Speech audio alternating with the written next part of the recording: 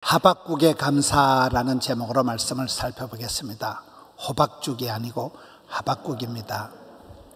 성경의 하박국서는 모순투성이 현실에서 하박국은 하나님 왜 이렇습니까? 계속 하나님께 질문하고, 하나님께서는 의인은 그렇게 사느니라 또 이렇게 대답하시는 질문과 대답의 형식으로 엮어져 있는 게 하박국서입니다.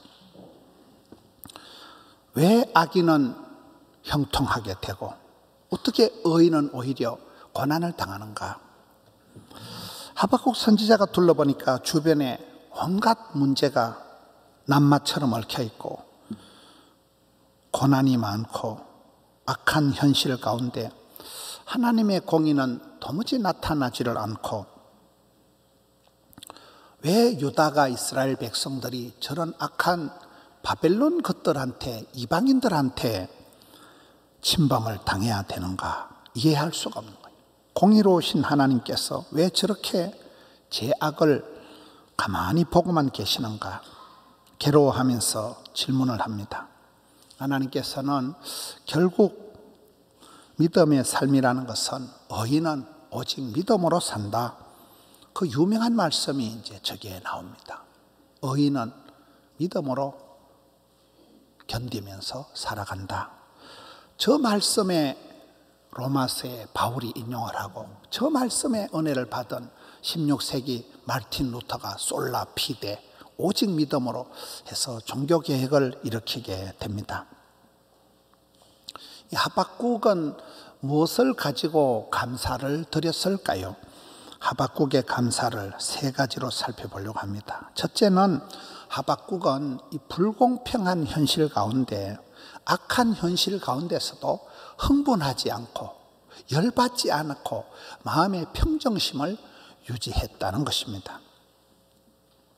좌로나 우로나 치우치지 않고 균형을 잡은 것입니다. 여러분, 이 시대가 얼마나 좌우가 극심하게 대립을 하고 전쟁을 치르고 있는 시대가 우리 시대입니다. 그런 와중에서도 한쪽으로 쏠리지 않고 반듯하게 중심을 잡은 사람이 하박국입니다. 여러분, 우리가 정치 바람에 휩쓸리고 여러 가지 일들 가운데 감정적으로 격하게 반응을 하기 시작하고 분노 조절 장애가 오고, 정치든 경제든 사회든 외교든 어떤 경우에도 우리가 흥분하기 시작하면, 열받기 시작하면 마음의 평정심을 잃어버리는 거예요. 그러면 건강이 무너지고 많은 문제가 생기는 것입니다. 남쪽과 북쪽, 좌파와 우파, 진보와 보수, 동과 서가 양극화를 이루고 극단적인 대치를 하고 있습니다. 끊임없는 비난과 멸시, 죽기 살기로 싸우는 우리 이 땅의 오늘의 모습을 우리가 보게 됩니다. 그럴 때 믿음의 사람은 하나님 중심, 성경 중심, 교회 중심, 이 중심을 잘 잡아야 된다는 거예요. 하나님 그 중심, 거기 가서 하나가 되고 거기서 통일이 되는 것이지, 좌파냐 우파냐 격동의 세월을 탓하며 격정적으로 시대의 풍조에 휩쓸리기 시작하면 중심을 다 잃어버리고 그냥 흥분하다가 분노 조절 장애를 일으키고 만다는 것입니다. 주님께서는 성경에 보면 평안한 가운데, 고요한 가운데, 차분한 가운데 소원의 향구로 인도하시는 분입니다. 그래서 우리가 납득할 수 없는 이런 현실에서 세월이 한참 지나고 보면 하나님의 깊은 뜻이 계셨구나, 그걸 성경은 형통이라고 하는 거예요. 많은 세월이 지나야 납득이, 이해가, 해석이 되는 일들이 많습니다. 하박국은 고약한 상황에서도, 불합리한 현실에서도 흥분하지 않았다는 거예요. 마음의 중심을 흐트러뜨리지 않고 마음의 평정심을 유지한 것이 첫 번째고, 두 번째는 시기오노스에 맞춰서 노래를 불렀다. 여러분, 이 시기오노스란 말은 음악 용어예요. 리듬이 급속도로 변하는 열정적인 노래를 시기오노스다. 노래를 아주 빠르게 세게 불렀다는 거예요. 왜 그럴까요?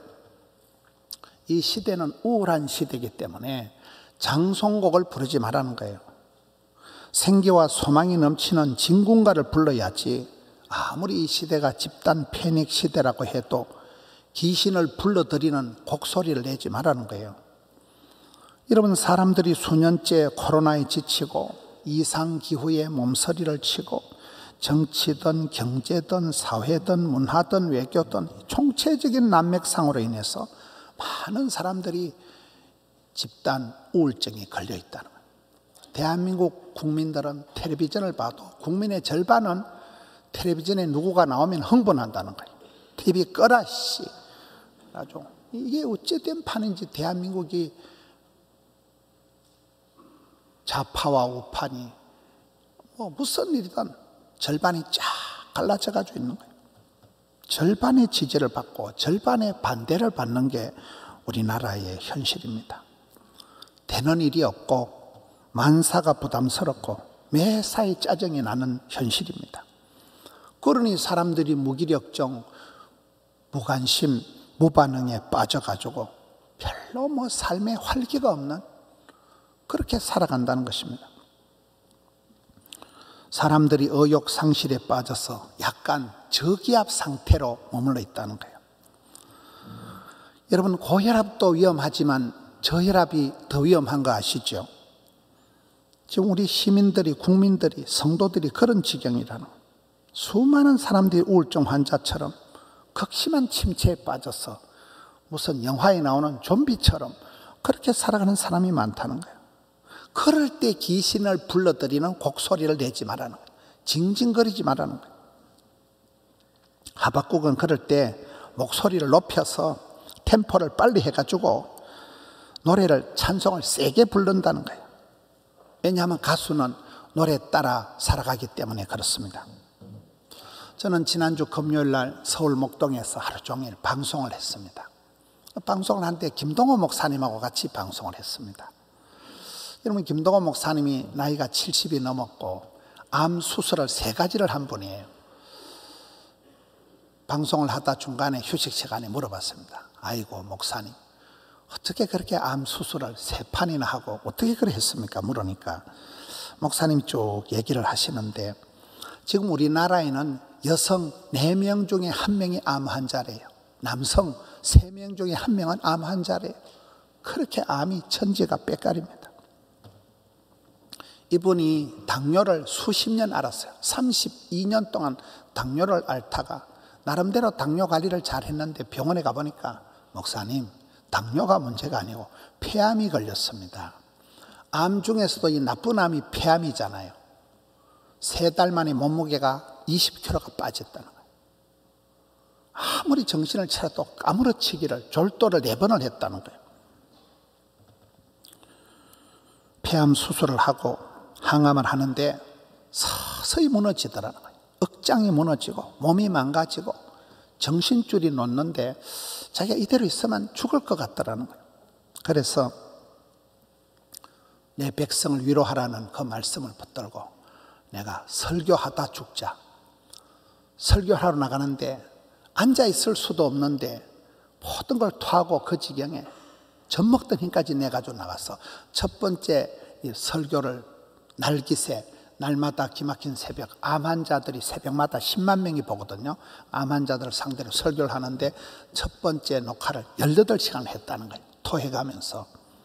근데 이상하게 설교를 하니까 힘이 난다는 거예요.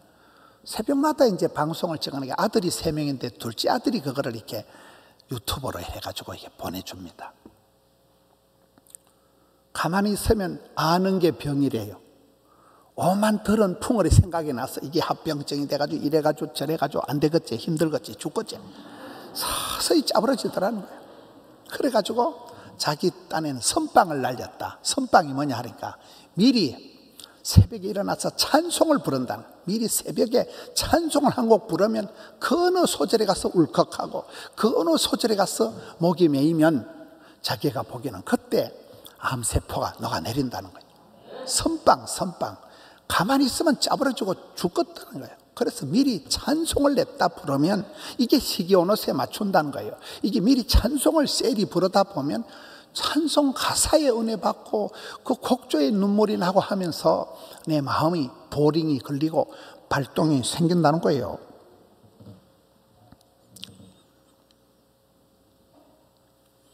송충이는 솔잎을 먹어야 된다고. 나는 일을 하다 죽을 기다. 나는 방송 설교하다 확 죽을 거다. 이래가지고 설교를 하러 나가면 이상하게 힘이 난다는 거예요. 찬송 부르다가 새벽에 찬송 한 곡을 부르는데 거기서 마음에 발동이 걸리고 작동이 생긴다는 거예요. 그래도 그 다음에 또 전립선암 수술도 하고, 그 다음에 또 갑상선암 수술도 하고, 4년여간의 암 수술 3가지 했습니다. 옆자리에 앉아서 같이 얘기를 하고 밥을 먹는데 뭐 정신 아무거나 다 잡사. 얼굴이 저보다 더 피부가 좋아. 야, 그분의 표현은 뭐라고요? 선빵을 날려야 된다는 거예요.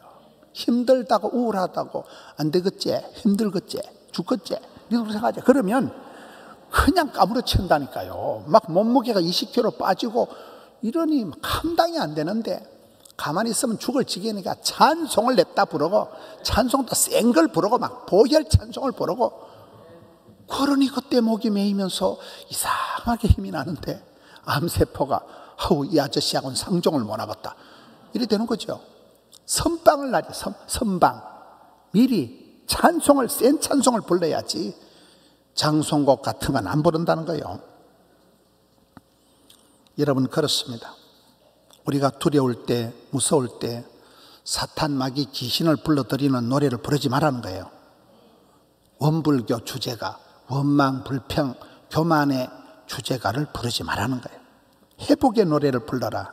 감사의 찬송을 힘차게 템포를 빨리 해서 목소리를 한 옥타브 올려가지고 세게 부르면 가수는 노래 따라 살아간다는 거예요. 옛날에 울고 싶어라, 그 가수 죽었잖아요.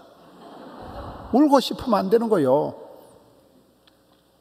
여러분, 코로나 이후에 얼마나 성도들이 기가 막히고 모든 게 막히고 주눅이 든 세월이 3년이 지났습니다. 근데 오늘 성경에 보니까 비슷한 말씀이 나오더라고요. 수년 동안 고생을 했는데 하박국이 기도하기를, 여호와여, 내가 주님께 대한 소문을 듣고 놀래 자빠졌습니다. 수년 내에 부응하게 하옵소서. 수년 내에 진노 중에라도 긍휼을 베풀어 주옵소서. 오늘 우리 시대에 딱 필요한 기도입니다. 수년 동안 고생을 했지만은 하나님께서 수년 내에 회복시켜 주신다는 거예요. 진노와 슬픔 중에서라도 하나님은 얼마든지 회복해 주시는 분이 우리 하나님이십니다. 기도 제목이 달라지고 찬송과 가사가 변하면 절망과 탄식 가운데서 여호와의 얼굴을 구하고 성호를 부르고 예수 이름으로 부르짖으면 그때 기도가 주께 상달되고 찬송이 하늘에 사무치면서 우리의 삶의 결이 달라진다는 거예요. 찬송을 부르다가, 여러분, 찬송가 가사를 보면 저는 찬송을 작사 작곡한 분들은 천재라고 봐요. 어떨 땐 찬송 가사를 보면 얼마나 이렇게 내 마음하고 똑같은지, 그 복잡한 마음을 단어 한두 단어에 쏙 빼 닮아가지고 그렇게 정미한 그런 찬송을 부르다가 울고 하나님 앞에 죄송하고 회개가 터져나오고, 그럴 때 암덩어리가 녹아내리는 것입니다. 가슴에 맺힌 한이 변해서 흥이 된다는 거예요. 원래 우리나라 사람들은 풍악을 즐긴다, 가물을 즐긴다, 춤무자 노래 같자, 춤과 노래를 즐기는 백성들입니다. 신명을 알고 흥을 아는 백성들이, 흰옷을 즐겨 입는 백이민족입니다. 아침이 고요한 나라예요. 우리나라 사람들은 종교심이 깊고 절대음감이 뛰어난 백성들입니다. 시골의 할머니들 북치고 장구치면 다 덩실덩실 춤을 잘 춰요. 우리 백성들이 종교심이 깊어서 500년을 주기로 종교를 가감하게 바꾼 민족이 우리나라라는. 옛날에는 샤머니즘이겠지요. 또 그 전에는, 그 다음에는 불교겠지요. 이시조선 500년은 유교겠지요.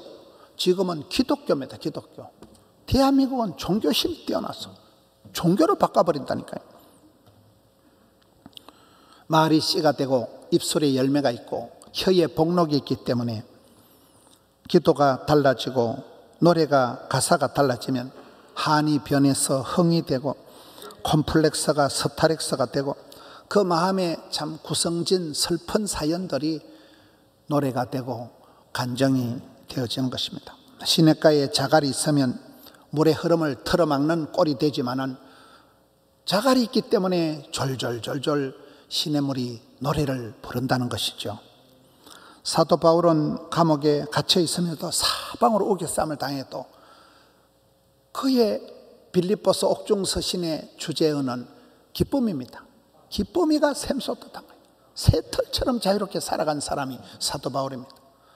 다윗이 범죄했을 때도 하나님 구원의 즐거움을, 구원의 감격을 회복시켜 주옵소서. 오늘 성도들이 아무리 고약한 현실에 살아갈지라도 저기압 상태에 머물러 있지 말라는 거예요. 그게 독이 되고 그게 병이 된다는 거예요. 시대의 고통, 시대의 눈물, 시대의 우울을 예수 이름으로 거절을 하라는 거예요. 여호와의 이름을 부르고 앙망, 우러를 앙자, 바랄 망자, 주를 바라보는 사람은 거친 바람이 몰아와도 독수리가 날개침같이 맞바람을 타고 비상을 한다는 거예요. 이 풍랑이 인연하여서 더 빨리 가는 것입니다. 느헤미야는 보니까 백성들이 자꾸 울고 짜니까 울지 마라. 오늘은 성일이다. 오늘은 기쁜 날이다. 백성들을 향해서 근심하지도 말고 슬퍼하지도 말고 짜지도 말고 단 것을 갖다 먹어라. 달달한 걸 먹고 그리고 없는 것들 단 것을 나누어주라. 여호와로 인하여 기뻐해라. 얼마나 멋있습니까? 슬픈 기색을 띠지 말라는 거예요. 징징거리지 말라는 거예요. 장송곡을 부르지 말라는 거예요. 시편 37편에 보면 악한 것들 때문에 열받지 말라는 거예요. 못된 것들 때문에 흥분하지 말라는 거예요. 그것들 때문에 불평하고 시기하지 말라는 거예요. 왜 그렇습니까? 2절에 보면 덜의 풀과 같이 여름철에 무성한 풀이 가을에 농부산에서 싹둑 잘라가지고 바짝 말른 것까지 불 싸지르면 뽀지직 한 방에 불타고 없다는 거예요. 여러분 날아가는 새를 떨어뜨릴 만큼 권세를 부리고 하지만은 열흘 붉은 꽃이었고 10년간은 권력이었고 그렇습니다. 정권도 바뀌고 대통령도 바뀌고 다 지나가는 것입니다. 그렇기 때문에 순간적으로 살아가는 그런 것 때문에 흥분하지 말라는 거예요. 열받지 말라는 거예요. 풀과 같이 속히 배임을 당한다는 거예요. 3절에 보면 악한 자들 때문에 분노하지도 말고 선으로 악을 갚아야지. 여호와의 인자하심을 선대하심을 기대하고 살아가야지. 여러분 하나님 한 분만으로 만족하고 하나님 한 분만으로 감사하고 즐거워하는 것이 그게 힘이 되는 것입니다. 시편 107편에도 보면 큰 풍랑이 일어나서 죽을 지경이 되었을 때 하나님께 고통 가운데 부르짖으면 하나님께서 그 광풍을 잔잔케 하여 주시고 고통에서 건져주시고 마음의 평안함을 주시는데 차분한 가운데 고요한 가운데 소원의 항구로 냅다 인도하신다는 그 하나님의 인자하심을 기이한 축복을 바라보고 찬송을 부르라는 말씀입니다. 세 번째 하박국의 감사는 무엇이 있어서가 아니고 하나님 한 분만으로 만족하는 감사입니다. 있는 것 가지고 자랑하고 없는 것 때문에 부끄러워하는 것은 보통 사람들이 그래 하는 일입니다. 하박국서에 보면 없는 게 6가지가 되더라고요. 무화과 나무에 뭐가 없고 없는 게 6가지가 있을지라도 이런 우리가 살다 보면 되는 건 하나도 없고 없는 것이 더 많을 때 왜 그럴까요? 이런 모든 것이 빼앗기고 사라지고 할 때는 세상 줄 끊음일세 내가 세상에 의지하고 좋아하고 그런 걸 하나님이 끊으시더라고요. 그런 줄을 끊고 자꾸 주님만 바라보게 만드시는 하나님의 손길이에요. 히브리서 11장이 믿음장입니다. 그 히브리서 11장을 끝나고 12장으로 넘어가 보면 믿음의 경주자들은 모든 무거운 것, 얽매기 쉬운 죄를 벗어버리고 홀가분하게 해서 주만 바라보고 달려가라는 거예요. 여러분 마라톤을 하는 운동선수가 막 온갖 오리털 파카를 입고 털모자를 쓰고 그래 워카를 신고 달려가지 않아요. 날씬빠꼼하게 해야 되는 거예요. 모든 매이기 쉬운 제약과 걸러적거리는 잡다한 것을 벗어버리고 주만 바라보고 달려가는, 이게 믿음의 경주자의 모습이라는 거예요.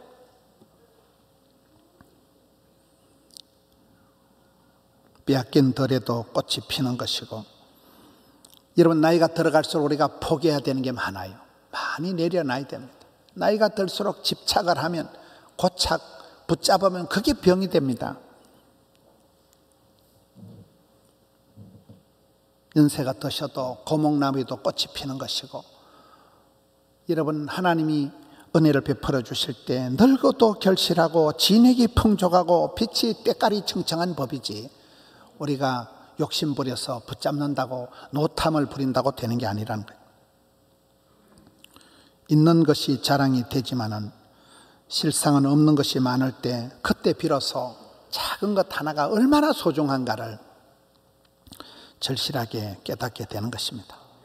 소유의 개념이 아니라 존재론적인 감사가 되는 것입니다. 주님은 주신 자도 주님이시요 취하신 자도 주님이신데, 하나님 한 분만으로 만족하고 즐거워하는 그것이, 이 하박국의 노래가 하나님 한 분으로 감사하고 즐거워하고 노래하는 것이, 이것이 신앙의 핵심이 되는 것입니다. 하나님만이 우리의 힘이 되시고 기댈 언덕이 되시고 피난처가 되십니다. 우리가 이 복잡한 현실을 살아갈 때 보면 하나님께서는 그 모든 잡다한 것을 나를 건져내셔서 나의 발을 사슴의 발같이 높은 곳으로 이끌어 주시는 분이 하박국의 하나님, 우리 아버지 하나님이십니다. 있는 것 가지고 자랑하지 말고, 없는 것 때문에 부끄러워하지도 말고, 무엇이 있다고 없다고 원망 불평을 하지 말라는 거예요. 그럼에도 불구하고 여러분, 우리는 하나님 한 분만으로 감사 만족이 되어질 수가 있어야 됩니다. 아직도 그렇지 못하다면 내 신앙이 잡동사니 신앙이 불가합니다. 코로나는 알곡과 쭉정이를 확 달라붙였습니다. 오랜 코로나를 거치면서 헛된 거, 헛수는 다 사라지더라고요. 엉성하고 그런 방대한 조직은 방구 핫바지 새듯이 소용이 없어요. 아주 1:1로 양육이 되어지고 철저한 그런 관계가 대면이 되어진 것만 살아남는 거예요. 제가 서울의 어떤 교회를 보니까 이 코로나 때 영아부, 유아부 아기들에게 아주 집중을 하더라고요. 그러니까 젊은 사람들이 갈 데도 없으니까 교회로 몰려와가지고 코로나 때 오히려 더 부흥이 되는 거예요. 우리 교회가 아기들이 찬송 부르고 아기들이 성경 읽고 아기들이 암송하고 얼마나 귀한지 몰라요. 할아버지 할머니들이 다 오고 삼촌들이 오고 아름다운 일인 것입니다. 여러분, 이 추수 때 내게 남아있는 감사의 제목이 무엇이 있습니까? 하나님 한 분 외에 내가 아직도 다른 것을 따라간다면 내 신앙이 아직은 산만한 신앙입니다. 어떤 것은 여러분 축복 같은 저주가 있어요. 내가 그것만 있으면 될 줄 아는데 그것이 오히려 내 인생의 올무가 되고 덫이 되고 저주가 되기도 하는 것입니다. 오늘 하박국을 통하여서는 이해할 수 없는 현실에서, 열받기 딱 좋은 상황에서 흥분하지 마라, 화를 내지 마라, 분노 조절 장애에 빠지지 마라. 어떤 상황에서도 하나님의 섭리, 하나님의 인도하심을 믿고 마음의 평정심을 유지하는 것이고, 또한 있는 것 없는 것 때문에 불평하지 말라는 거예요. 어떤 분은 부도 감사 헌금을 내더라고요. 우리 교회 전도사님 아버지였어요. 서울에서 사업을 크게 하시다가 사업이 쫄딱 망했습니다. 부도가 나고 저 진영에 내려와서 단감 농장 일을 하는데 그 거구가 되신 사장님이 사업이 망하니까 진영에 감나무 밭에 가서 땅을 파다가 체중이 날씬하게 빠져가지고 살았다는 거예요. 자기가 부도가 나지 않았으면 돈은 더 모았을지 몰라도 그때 죽었다는 거예요. 여러분, 우리가 어려움을 당하고 하나님이 내 모든 것을 빼앗아가 버리는 것 같지만은, 그때도 하나님 한 분을 붙잡고 있으면 그 사람은 모든 것을 소유한 것입니다. 하박국의 고뇌에 찬 이 절규를 들으신 하나님의 대답은 아니다. 의인이 고통을 당하고 악인이 형통할지라도 네 흥분하지 마라. 믿음의 사람은 의인은 오직 믿음으로 말미암아 살리라. 믿음으로 말미암아 살아간다는 이 말씀을 통하여서 바울이 이 말씀을 붙들고 이신덕이 16세기 종교개혁자들이 이 말씀을 붙들고 종교개혁의 불길을 지핀 것입니다. 오늘 또 이 숨막히는 시대에 하박국의 질문이, 하박국의 노래가 우리 성도들의 노래가 되어서, 여러분 우리의 삶을 에워싸고는 모든 이 흑암의 권세, 이 암덩어리, 이것을 선빵을 날리라. 찬송을 불러나가라. 불편하다고 힘들다고 징징거리지 마라. 선빵을 날려서 시기온 옷에 맞춰서 힘차게 찬송을 부르면 어둠의 세력이 썩 물러가고 우리 성도님들의 마음에 참된 감사가 회복되는 감사절을 맞이하시기를 주님의 이름으로 축원합니다.